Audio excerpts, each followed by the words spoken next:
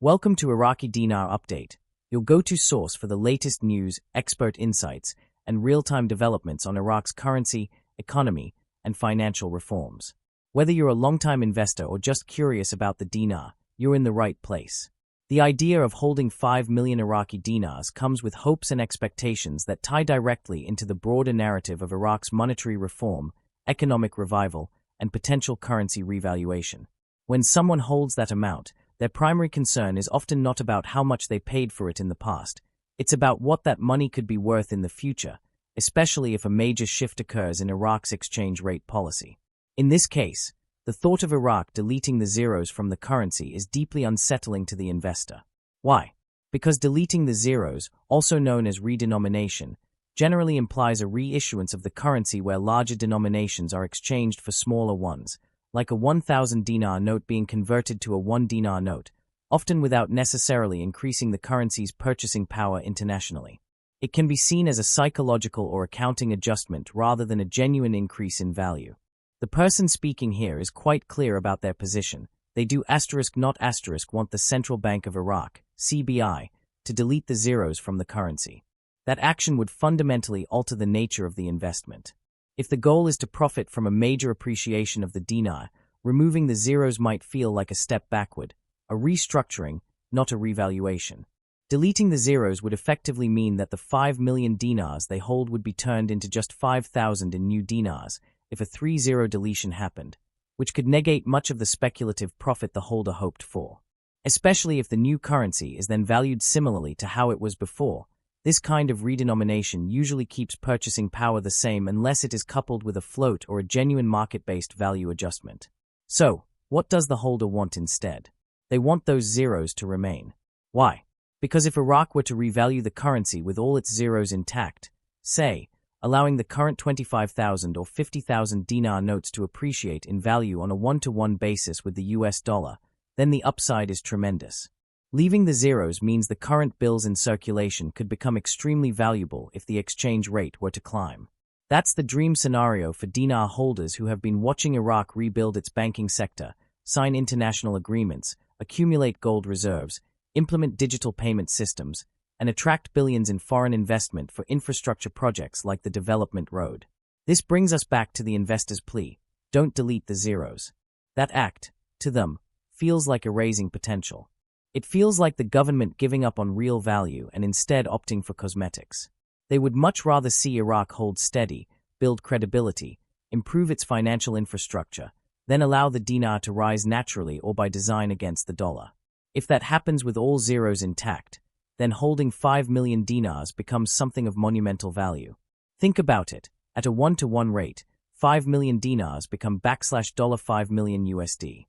That's life-changing wealth for almost anyone. Even if the rate came out much more modestly, such as $0.10 per dinar, that still yields $500,000. Again, a massive return. So when the person says they'd even be happy with $0.25 per dinar, what they are really expressing is an understanding of the upside. They are not greedy. They are realistic and hopeful. They know that a quarter on the dollar still turns their foreign currency holdings into a highly lucrative outcome.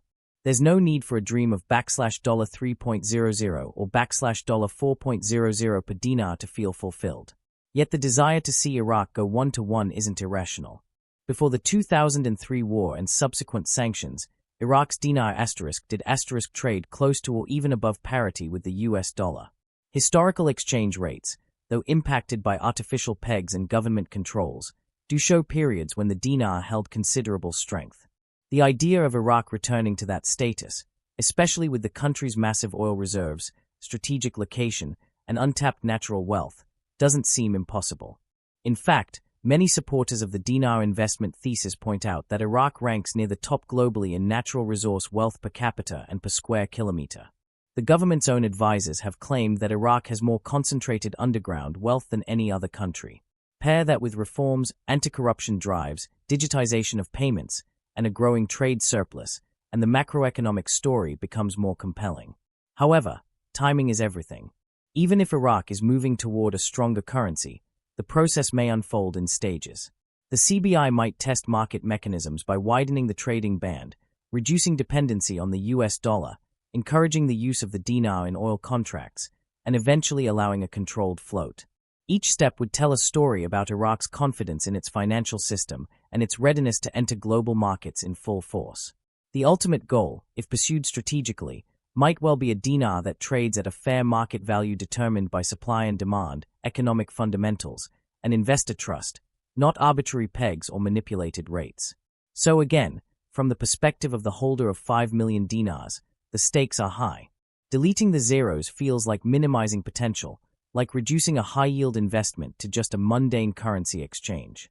On the other hand, retaining the zeros while increasing the exchange rate turns this paper into real value. It rewards patience. It validates the belief that Iraq is coming back, that its financial and political institutions are stabilizing, and that the future will be more integrated with the global economic system. For the average person outside of Iraq, this is also about belief in transformation. It's about seeing beyond today's headlines of conflict or corruption and recognizing the long-term trend of improvement, better banking, better oversight, international partnerships, World Bank loans, regional integration through transport and trade corridors, WTO accession ambitions, and even the possibility of joining BRICS as a new economic alignment. All of these developments signal one thing: Iraq is preparing to take its place again on the world stage, not just as a post-conflict country, but as a powerhouse in energy, logistics, and trade. The final point here is optimism. This statement isn't about greed or unrealistic dreams. It's about strategic hope grounded in observation. It's about someone who's watched Iraq's slow climb and believes that with the right economic decisions, the value of 5 million dinars could become something significant. Whether that value is pegged at $1, $0.50, or $0.25, it's still meaningful. It's still a victory. And for that reason, they don't want the zeros gone. They want them to stay and grow in worth. Thanks for tuning in to Iraqi Dinar Update. If you found this content helpful, be sure to like, subscribe, and hit the notification bell so you never miss a beat on Iraq's evolving financial landscape. Stay informed and stay ready.